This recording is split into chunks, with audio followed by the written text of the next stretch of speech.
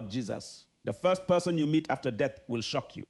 Most people assume that the moment they die, they'll open their eyes in eternity and see Jesus waiting with outstretched arms. It's a comforting thought, right? One that's preached at funerals, whispered in hospital rooms, and passed down through generations. But what if I told you the Bible paints a far more layered, more mysterious picture than we often realize? What if the very first being you meet after you take your final breath isn't Jesus at all? Stay with me. This isn't some wild theory or fringe idea. We're going to walk through Scripture together carefully, honestly, and reverently. And by the end of this, you might find yourself not only surprised, but spiritually awakened. You see, death feels so final to us, so distant, so otherworldly. But for heaven, death is just a doorway. And the Bible, though it doesn't lay out every single detail of the moment we die, gives us more clues than we think. Clues about what happens next, who is there when the veil lifts, and what we'll face in the first seconds after our soul leaves this earthly body. This video isn't about fear. It's about truth, because truth prepares you. Truth gives you peace. And more importantly, truth gives you clarity in a world where half-truths and traditions often cloud what Scripture actually says. So here's the real question I want you to lean into. Is it possible that the first being you meet after death isn't Jesus, but someone or something He sent? Could it be angels? Could it be a messenger of judgment? Could it even be a being you've never considered? The answer might challenge your assumptions, but that's what truth does. It shakes us awake. As a Christian, I don't share this lightly. This isn't about shock value. This is about eternity, about your soul, about the souls of the people you love. We can't afford to be wrong about this. We need to know what the Bible really says, not just what we've heard, not just what we want to believe, but what God has revealed. So, if you're ready to set aside tradition for a moment, if you're willing to let Scripture speak louder than sentiment, then let's take this journey together, because the answer to who you meet first after death might just change how you live right now. Let's begin. Number one, what happens the moment you die? Let's start right at the edge. The moment your heart stops, your breath leaves your lungs, your body gives out, the world around you fades, everything that once felt so urgent, so loud, so tangible, gone. Now what? The Bible doesn't give us a minute-by-minute breakdown of what happens in the exact instant we die. But it does give us more than enough to understand that death is not the end. It's a transition, and it's not a slow drifting off into unconsciousness. It's immediate, it's spiritual, and it's personal. Ecclesiastes 12:7 tells us, the dust returns to the earth as it was, and the spirit returns to God it. That's key. Your body may return to the ground, but your spirit, your eternal self, goes somewhere right away. There's no biblical indication that we roam the earth for a while, get stuck in a limbo, fall asleep for centuries until a future event wakes us up. Instead, Scripture points to a conscious awareness after death. In Luke 23:43, Jesus tells the thief on the cross, truly I tell you, today you will be with me in paradise. Not tomorrow, not after the resurrection. Today, that word today is so powerful. It means death is a doorway, not a waiting room. But here's the twist. Even though the thief would be with Jesus in paradise, Jesus himself wasn't the one who escorted him there. We often assume we'll wake up face to face with Christ. And while ultimately, yes, every believer will stand before Jesus, the Bible hints that he may not be the first face we see. In the parable of the rich man and Lazarus found in Luke 16, we get a rare glimpse behind the veil. It says the poor man died and was carried by the angels to Abraham's side. Carried, not walked, not wandered, carried by angels. So, now we have something profound to consider. The moment we die, we don't float through space alone, and we don't appear instantly before Jesus' throne. We are carried, escorted, welcomed by angels. And that takes us to the next piece of the puzzle.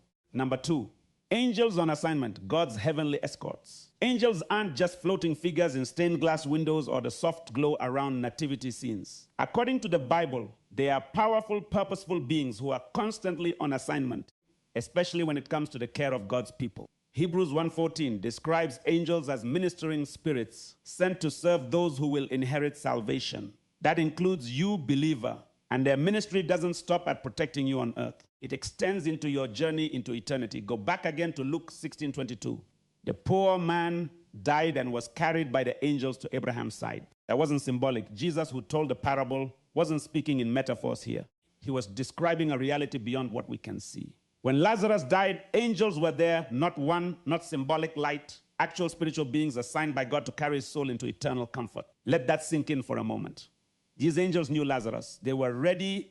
they were sent. And if you belong to Christ, it's likely you'll experience the same. That in the moment your earthly life ends, it won't be cold, it won't be dark, it won't be lonely. God's messengers will be there not by accident, but by assignment. There's something breathtaking about that image. Imagine opening your eyes in the spiritual realm and seeing angelic beings bright, full of glory, filled with the peace of heaven, ready to carry you home. Maybe they call you by name. Maybe they speak the words of God over you. Maybe you'll recognize them without ever having met them before. Psalm 91-11 says, "For he will command his angels concerning you to guard you in all your ways." That promise doesn't expire when you die. If anything, that's the moment it's most fully realized. But let's be honest. If the first beings you meet after death are angels, then what does that mean about Jesus? Is he far away? Is he waiting somewhere down the line? That's what we'll dig into next. But before we move on, just pause here. What does it say about God that he would send his heavenly host not just to protect you in life, but to personally escort you into eternity? That's the kind of God he is. One who never leaves you, not even for a moment, not even in death. Let's keep going. Number 3, the watchers. Who's really waiting for you? Now, we know the Bible says the angels are involved in what happens immediately after death. That's solid. But the question that lingers in many hearts is this: who else might be there? Who else might be watching, waiting, witnessing your crossing into eternity? There's a fascinating passage in Hebrews 12-1 that says, "Therefore, since we are surrounded by so great a cloud of witnesses." Now, let's slow that down. Surrounded, not watched from a distance, not remembered fondly, surrounded. This cloud of witnesses is often interpreted as the saints who have gone before us, those who lived by faith, who now dwell in heaven fully alive in God's presence. They're not just passively existing, they are part of something bigger, a heavenly audience watching the unfolding of God's redemptive plan, including the moment a soul steps into eternity. Does this mean your grandmother might be there when you pass over? A parent, a sibling, a child?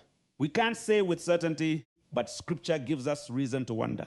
Consider the transfiguration of Jesus in Matthew 17. When Jesus is transfigured on the mountain, who appears with him? Moses and Elijah. They are not floating abstractions. They're real. They speak. They're present. That tells us something about the spiritual realm. It's not static. It's active, and it's populated by the redeemed. There are also hints throughout the Bible that suggest the saints are not only aware of events on earth, but are deeply invested in God's unfolding plan. Revelation 6:10 shows martyrs in heaven crying out, "How long, O Lord, until you judge the earth?" They know what's happening. They care. They're watching. So, while it's speculative to say who exactly will be there, it's biblically consistent to believe that the transition into eternity may not just be a one-on-one moment with an angelic escort. It may be a homecoming, a joyful reception by the faithful, those who have gone before, those who are part of God's family already at home in his presence. And maybe, just maybe, the first face you see isn't a stranger. Maybe it's someone who's prayed for you, someone who's been cheering you on from the stands of eternity, someone who already knows you by heart. That's not sentimental fluff. That's hope rooted in Scripture. But there's another side to this, a sobering side, because not every soul is welcomed by angels and not every crossing is peaceful. Let's talk about that next. Number 4, the great separation. Righteous versus unrighteous paths. This part isn't easy to talk about, but it's necessary. Not every soul is carried by angels into glory. Not every person is met with comfort and light. There are 2 roads after death, and the Bible makes that unmistakably clear. Go back again to Luke 16. While Lazarus was carried by angels to Abraham's side, a place of peace and rest, the rich man died and was buried. No escort, no glory. The very next verse says, "And in Hades, being in torment, he lifted up his eyes and saw Abraham far off and Lazarus at his side." Did you catch that? 2 deaths, 2 very different outcomes. One man was comforted, the other was tormented. One was carried, the other was alone. This isn't just a parable. Jesus isn't warning us for effect. He's revealing a reality we can't afford to ignore. There is a great separation after death between those who belong to God and those who rejected him. It's not about being a good person. It's not about how much you gave to charity or how often you went to church. The line that separates Lazarus from the rich man isn't about wealth. It's about relationship. One man depended on God, the other depended on himself. And here's the part that should make us pause. Just as angels are sent to carry the righteous, Scripture also reveals that other beings, dark, destructive, deceptive, are connected with those outside of Christ. Think of Matthew 13:41. Jesus says, "The Son of Man will send his angels, and they will gather out of his kingdom all causes of sin and all lawbreakers and throw them into the fiery furnace." There are angels of judgment too, There are moments where the separation isn't soft. It's final, fearful, and just. For the believer, the moment of death is the beginning of everything good. For the unrepentant, it's the beginning of separation, and that separation is eternal. So yes, the first being you meet after death could be an angel. But what kind? One sent to carry you to paradise, or one sent to carry out judgment? No one likes to think about that, but it's true. And knowing the truth gives you the chance to make the right decision before that final breath. This is why salvation matters. This is why Jesus matters. Because he doesn't just offer comfort in life, he offers safe passage through death. And while he may not be the first one you meet, he's the reason you'll arrive in glory at all. Let's keep going because we need to talk about when you meet Jesus and in what role.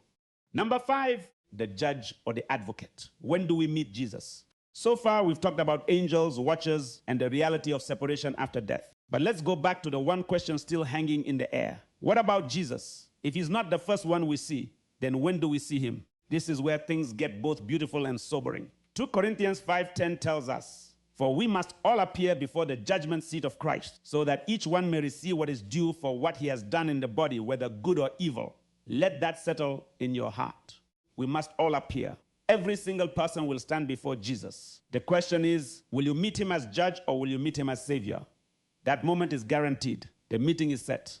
The Bible doesn't say we might appear. It says we must. This is the appointment no one misses. Whether you were escorted by angels or cast into torment, you will come face to face with Jesus. But when the timing depends on your spiritual condition for the believer, the Bible points to the judgment seat of Christ, also called the Bema seat. This is not about punishment. It's not a courtroom with accusations flying. It's a reward seat, a place where Jesus evaluates our lives not to condemn us, but to reward us for what we did with the salvation he gave us. Romans 8:1 says, "There is therefore now no condemnation for those who are in Christ Jesus." That's the key.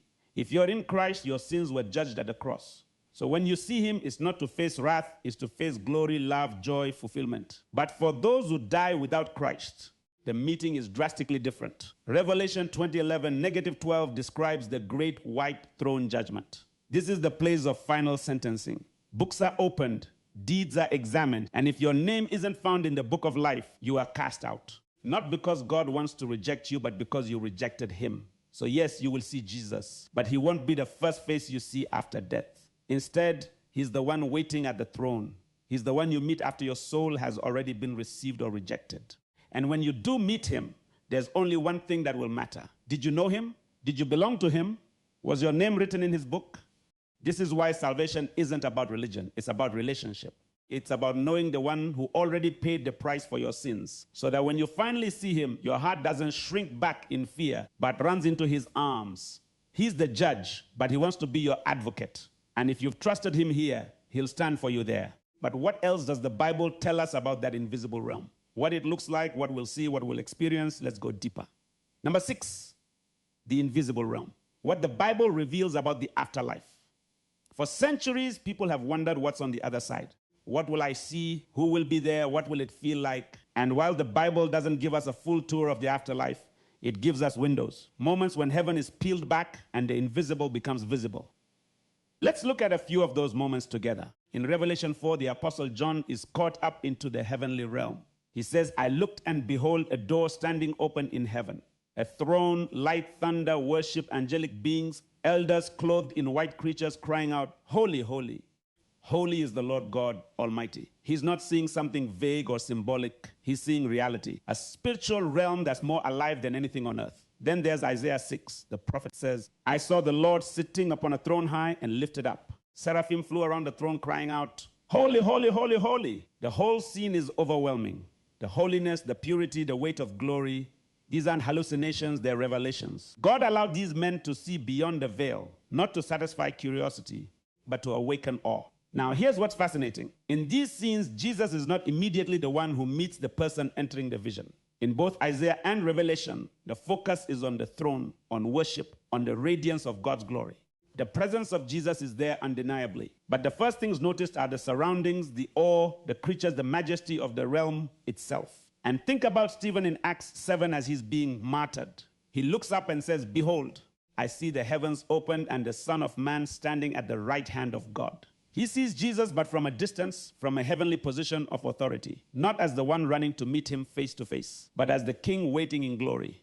That gives us a clearer picture. It's not that Jesus is distant, it's that his position is one of majesty enthroned at the right hand of the Father.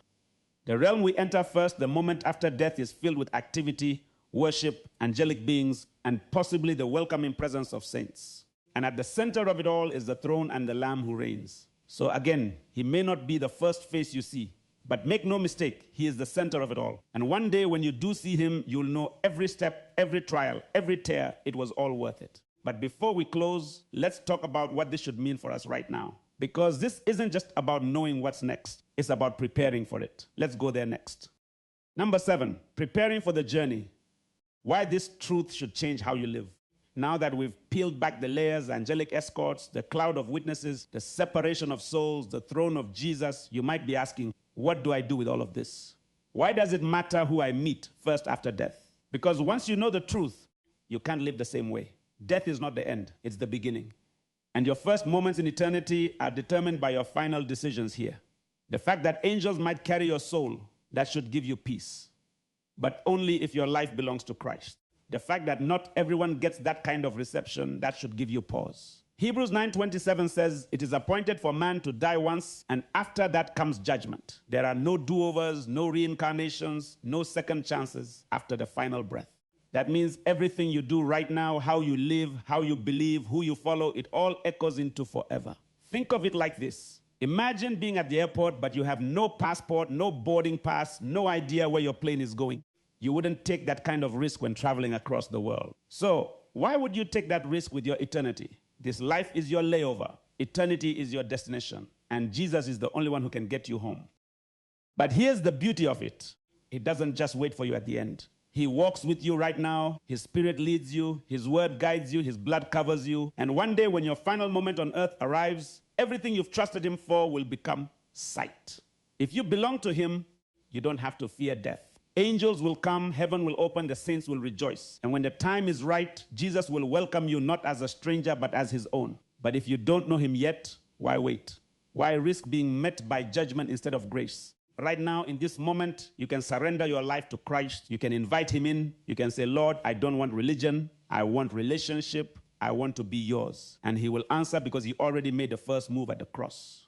So yes, this truth should change how you live. It should make you love deeper, forgive faster, worship louder, and walk more boldly. It should remind you that life is short, but eternity is long. And every step you take with Jesus here is a step closer to home. Conclusion. So let's go back to where we started.